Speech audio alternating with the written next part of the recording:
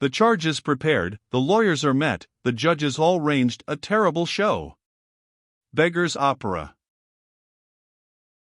So deep was the slumber which succeeded the agitation and embarrassment of the preceding day, that Morton hardly knew where he was when it was broken by the tramp of horses, the hoarse voice of men, and the wild sound of the trumpets blowing the reveille. The sergeant major immediately afterwards came to summon him, which he did in a very respectful manner, saying the general, for Claverhouse now held that rank, hoped for the pleasure of his company upon the road. In some situations an intimation is a command, and Morton considered that the present occasion was one of these. He waited upon Claverhouse as speedily as he could, found his own horse saddled for his use, and Cuddy in attendance. Both were deprived of their firearms, though they seemed, otherwise, rather to make part of the troop than of the prisoners, and Morton was permitted to retain his sword, the wearing which was, in those days, the distinguishing mark of a gentleman. Claverhouse seemed also to take pleasure in riding beside him, in conversing with him, and in confounding his ideas when he attempted to appreciate his real character. The gentleness and urbanity of that officer's general manners, the high and chivalrous sentiments of military devotion which he occasionally expressed, his deep and accurate insight into the human bosom, demanded at once the approbation and the wonder of those who conversed with him, while, on the other hand, his cold indifference to military violence and cruelty seemed altogether inconsistent with the social, and even admirable qualities which he displayed. Morton could not help, in his heart, contrasting him with Balfour of Burleigh, and so deeply did the idea impress him, that he dropped a hint of it as they rode together at some distance from the troop. "You are right," said Claverhouse, with a smile, "you are very right, we are both fanatics, but there is some distinction between the fanaticism of honor and that of dark and sullen superstition. Yet you both shed blood without mercy or remorse," said Morton, who could not suppress his feelings. "Surely," said Claverhouse, with the same composure, "but of what kind? There is a difference, I trust, between the blood of learned and reverend prelates and scholars, of gallant soldiers and noble gentlemen, and the red puddle that stagnates in the veins of psalm-singing mechanics, crack-brained demagogues, and sullen boors, some distinction, in short, between spilling a flask of generous wine, and dashing down a canful of base muddy ale?" "Your distinction is too nice for my comprehension," replied Morton. "God gives every spark of life, that of the peasant as well as of the prince, and those who destroy his work recklessly or causelessly, must answer in either case.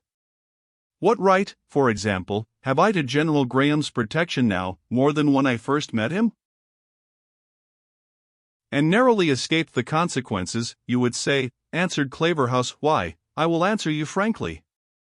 Then I thought I had to do with the son of an old Roundhead rebel, and the nephew of a sordid Presbyterian laird. Now I know your points better, and there is that about you which I respect in an enemy as much as I like in a friend. I have learned a good deal concerning you since our first meeting, and I trust that you have found that my construction of the information has not been unfavorable to you." "But yet," said Morton. "But yet," interrupted Graham, taking up the word, "you would say you were the same when I first met you that you are now?" "True, but then, how could I know that? Though, by the by, even my reluctance to suspend your execution may show you how high your abilities stood in my estimation." "Do you expect, General," said Morton, "that I ought to be particularly grateful for such a mark of your esteem?" "Poh! Poh! You are critical," returned Claverhouse. "I tell you I thought you a different sort of person. Did you ever read Froissart?" "No," was Morton's answer. "I have half a mind," said Claverhouse, "to contrive you should have 6 months' imprisonment in order to procure you that pleasure. His chapters inspire me with more enthusiasm than even poetry itself. And the noble canon, with what true chivalrous feeling he confines his beautiful expressions of sorrow to the death of the gallant and high-bred knight, of whom it was a pity to see the fall, such was his loyalty to his king, pure faith to his religion, hardihood towards his enemy, and fidelity to his lady love, benedicite. How he will mourn over the fall of such a pearl of knighthood, be it on the side he happens to favor, or on the other. But, truly, for sweeping from the face of the earth some few hundreds of villain churls, who are born but to plough it, a high-born and inquisitive historian has marvelous little sympathy, as little, or less, perhaps, than John Graham of Claverhouse. There is one ploughman in your possession, General, for whom, said Morton, in despite of the contempt in which you hold a profession which some philosophers have considered as useful as that of a soldier, I would humbly request your favor. You mean, said Claverhouse, looking at a memorandum book, one hath Eric Hedrick or Hedrig. Aye, Cuthbert, or Cuddy Hedrig, here I have him. Oh, never fear him, if he will be but tractable. The ladies of Tilliatudlem made interest with me on his account some time ago. He is to marry their waiting-maid, I think. He will be allowed to slip off easy, unless his obstinacy spoils his good fortune. He has no ambition to be a martyr, I believe, said Morton. 'Tis the better for him, said Claverhouse. But, besides, although the fellow had more to answer for, I should stand his friend, for the sake of the blundering gallantry which threw him into the midst of our ranks last night, when seeking assistance for you. I never desert any man who trusts me with such implicit confidence. But, to deal sincerely with you, he has been long in our eye. Here, Halliday, bring me up the black book. The sergeant, having committed to his commander this ominous record of the disaffected, which was arranged in alphabetical order, Claverhouse, turning over the leaves as he wrote on, began to read names as they occurred.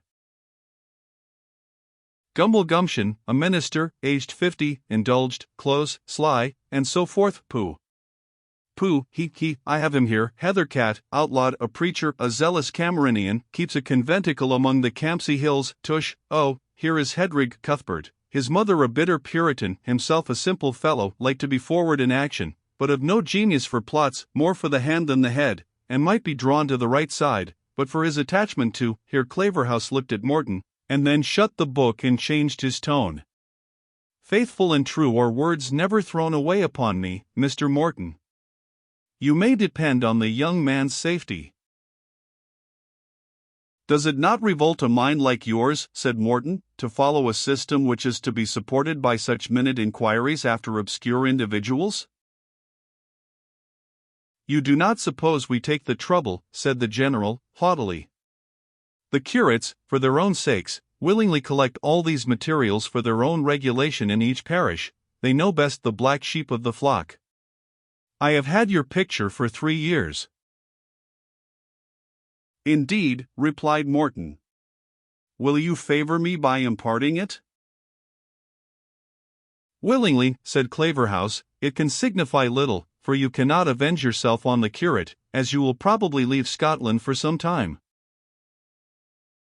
This was spoken in an indifferent tone. Morton felt an involuntary shudder at hearing words which implied a banishment from his native land, but ere he answered, Claverhouse proceeded to read, Henry Morton, son of Silas Morton, Colonel of Horse for the Scottish Parliament, nephew and apparent heir of Morton of Milnwood, imperfectly educated, but with spirit beyond his years, excellent at all exercises, indifferent to forms of religion, but seems to incline to the Presbyterian, has high-flown and dangerous notions about liberty of thought and speech, and hovers between a latitudinarian and an enthusiast. Much admired and followed by the youth of his own age, modest, quiet, and unassuming in manner, but in his heart peculiarly bold and intractable. He is, here follow 3 red crosses, Mr. Morton, which signify triply dangerous. You see how important a person you are, but what does this fellow want? A horseman rode up as he spoke, and gave a letter. Claverhouse glanced it over, laughed scornfully, bade him tell his master to send his prisoners to Edinburgh, for there was no answer, and, as the man turned back, said contemptuously to Morton, Here is an ally of yours deserted from you, or rather, I should say, an ally of your good friend Burleigh. Hear how he sets forth, Dear sir, I wonder when we were such intimates. May it please your excellency to accept my humble congratulations on the victory. Blessed his majesty's army. I pray you to understand I have my people under arms to take and intercept all fugitives, and have already several prisoners, and so forth. Subscribed Basil Oliphant, you know the fellow by name, I suppose? "A relative of Lady Margaret Bellenden," replied Morton, "is he not?" "Aye," replied Graham, "an heir male of her father's family, though a distant one, and moreover a suitor to the fair Edith, though discarded as an unworthy one, but, above all, a devoted admirer of the estate of Tillietudlem, and all thereunto belonging." "He takes an ill mode of recommending himself," said Morton, suppressing his feelings, "to the family at Tillietudlem, by corresponding with our unhappy party." "Oh, this precious Basil will turn cat in pan with any man," replied Claverhouse. "He was displeased with the government, because they would not overturn in his favour a settlement of the late Earl of Torwood, by which his lordship gave his own estate to his own daughter. He was displeased with Lady Margaret, because she avowed no desire for his alliance, and with the pretty Edith, because she did not like his tall ungainly person. So he held a close correspondence with Burleigh, and raised his followers with the purpose of helping him, providing always he needed no help, that is, if you had beat us yesterday. And now the rascal pretends he was all the while proposing the king's service, and, for aught I know, the council will receive his pretext for current coin, for he knows how to make friends among them, and a dozen scores of poor vagabond fanatics will be shot, or hanged, while this cunning scoundrel lies hid under the double cloak of loyalty, well lined with the fox fur of hypocrisy." With conversation on this and other matters they beguiled the way, Claverhouse all the while speaking with great frankness to Morton, and treating him rather as a friend and companion than as a prisoner, so that, however uncertain of his fate, the hours he passed in the company of this remarkable man were so much lightened by the varied play of his imagination, and the depth of his knowledge of human nature, that since the period of his becoming a prisoner of war, which relieved him at once from the cares of his doubtful and dangerous station among the insurgents, and from the consequences of their suspicious resentment, his hours flowed on less anxiously than at any time since his having commenced actor in public life. He was now, with respect to his fortune, like a rider who has flung his reins on the horse's neck, and, while he abandoned himself to circumstances, was at least relieved from the task of attempting to direct them. In this mood he journeyed on, the number of his companions being continually augmented by detached parties of horse who came in from every quarter of the country, bringing with them, for the most part, the unfortunate persons who had fallen into their power. At length they approached Edinburgh. "Our council," said Claverhouse, "being resolved, I suppose, to testify by their present exultation the extent of their former terror, have decreed a kind of triumphal entry to us victors and our captives, but as I do not quite approve the taste of it, I am willing to avoid my own part in the show, and, at the same time, to save you from yours." So saying, he gave up the command of the forces to Allen, now a lieutenant colonel, and, turning his horse into a by-lane, rode into the city privately, accompanied by Morton and 2 or 3 servants.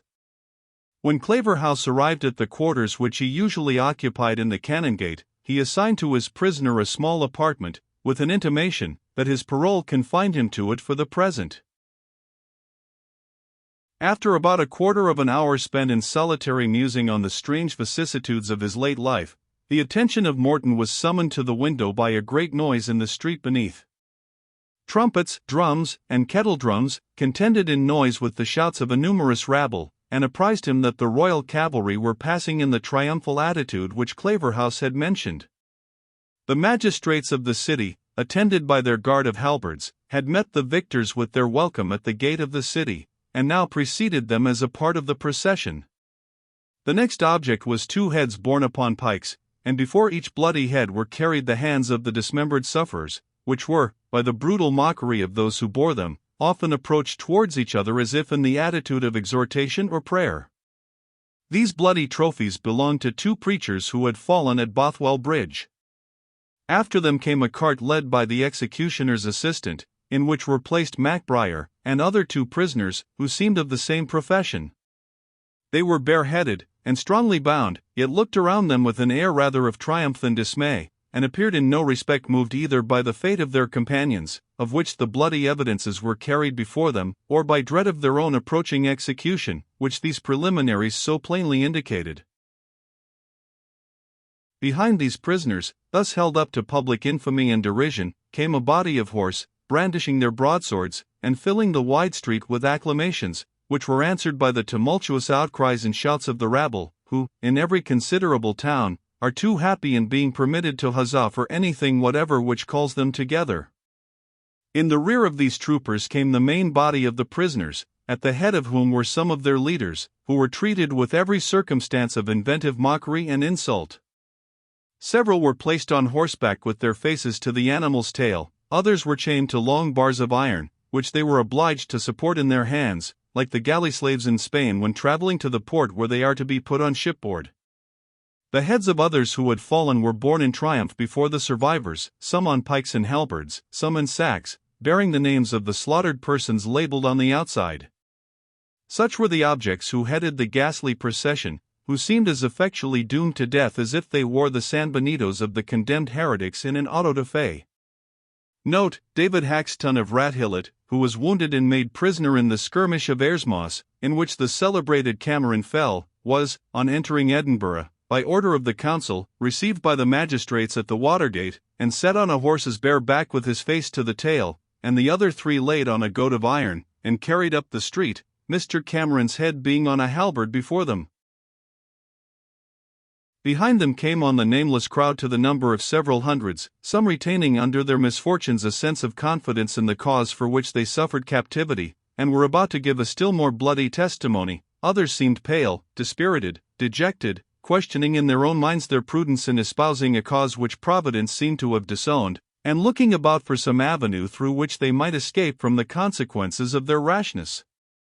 Others there were who seemed incapable of forming an opinion on the subject, or of entertaining either hope, confidence, or fear, but who, foaming with thirst and fatigue, stumbled along like overdriven oxen, lost to everything but their present sense of wretchedness, and without having any distinct idea whether they were led to the shambles or to the pasture. These unfortunate men were guarded on each hand by troopers, and behind them came the main body of the cavalry, whose military music resounded back from the high houses on each side of the street, and mingled with their own songs of jubilee and triumph, and the wild shouts of the rabble. Morton felt himself heartsick while he gazed on the dismal spectacle, and recognized in the bloody heads, and still more miserable and agonized features of the living sufferers, faces which had been familiar to him during the brief insurrection. He sunk down in a chair in a bewildered and stupefied state, from which he was awakened by the voice of Cutty.